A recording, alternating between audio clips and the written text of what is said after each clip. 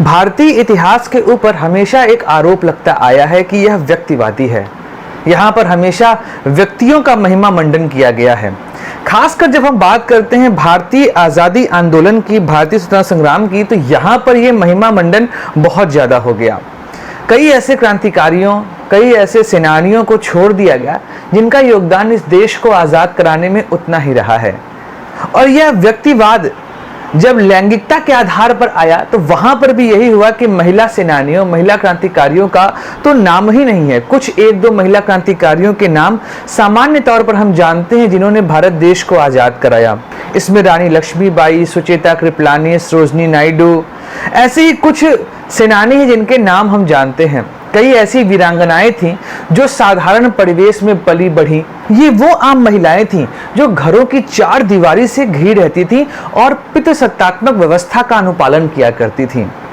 इसी दौर में एक महिला क्रांतिकारी जिन्होंने भारतीय आज़ादी आंदोलन के समय जब वो जुलूस निकाल रही थी, उस दौरान उनके पति शहीद हो गए, लेकिन उसके बाद भी उन्होंने अपने फर्ज को पूरा किया। आज़ाद हैं, आज़ाद रहेंगे श्रृंखला की इस कड़ी में बात तारा रानी श्रीवास्तव की।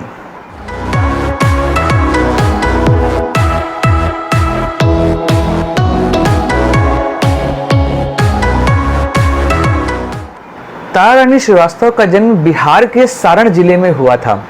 कम उम्र में ही इनका विवाह स्वतंत्रता संग्राम सेनानी फुलेंदु बाबू से कर दिया गया। फुलेंदु बाबू उस समय बिहार के उभरते हुए नेता थे और वो बिहार में अंग्रेजों के खिलाफ लगातार लोहा ले रहे थे। जब तारा रानी श्रीवास्तव की शादी फुलेंदु बाबू से हो जाती है तो वह भी उनके साथ मिलकर अंग्रेजी सत्ता के खिलाफ अपना योगदान देने लगती हैं। वो गांव-गांव घूमकर लोगों को प्रेरित किया करती थी, उनको समझाती थी कि भारत की आज़ादी का महत्व क्या है। भारत जब तक पराधीन रहेगा इस देश में किसी की भी प्रगति नहीं हो सकती। वह जा के हर किसी को यही कहती थी कि स्वाधीन भारत ही एकमात्र हमारा लक्ष्य होना चाहिए। महात्मा गांधी का प्रभाव इन सभी के ऊपर बहुत ज्यादा था। महात्मा गांधी की बातों को ये जन जन तक पहुंचाया करते थे। खासकर महात्मा गांधी जिस समय हरिजन उत्थान की बात करते थे और महिला उत्थान की बात करते थे, उस दौरान फुलेंदु बाबू और तारा रानी श्रीवास्तव बढ़ चढ़ के इस कार्यक्रम में हिस्सा लिया करते थे। जिस समय असहयोग आंदोलन छिड़ा हुआ था, भारत में अंग्रेजों के खिलाफ एक माहौल बन रहा था, उस दौरान महात्मा गांधी ने विदेशी वस्त्रों का बहिष्कार करने की बात कही।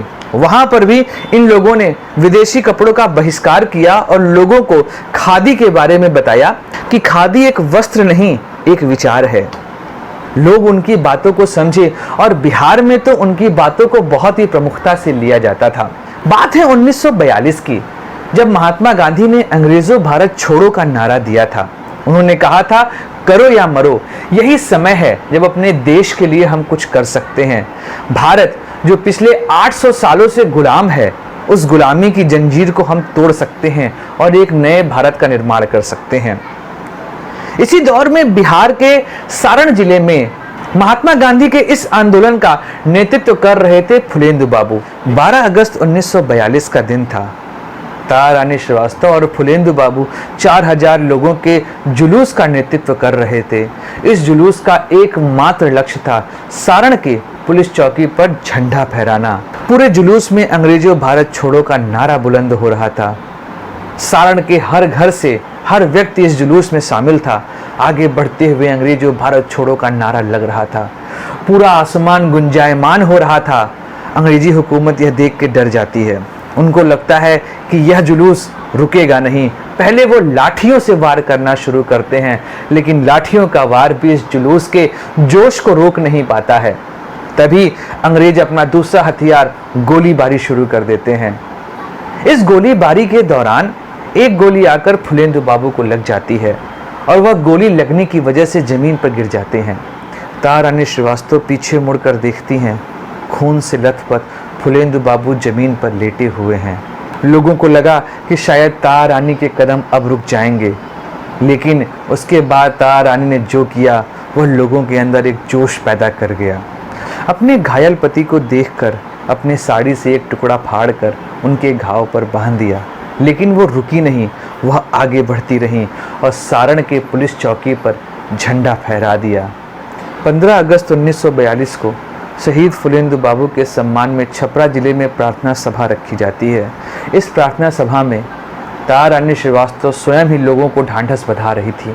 अपने पति को खोने के बाद भी तारा रानी श्रीवास्तव महात्मा गांधी के साथ भारत देश को आज़ाद कराने में लगी रहीं और आज़ादी के बाद भी उन्होंने देश सेवा जारी रखी।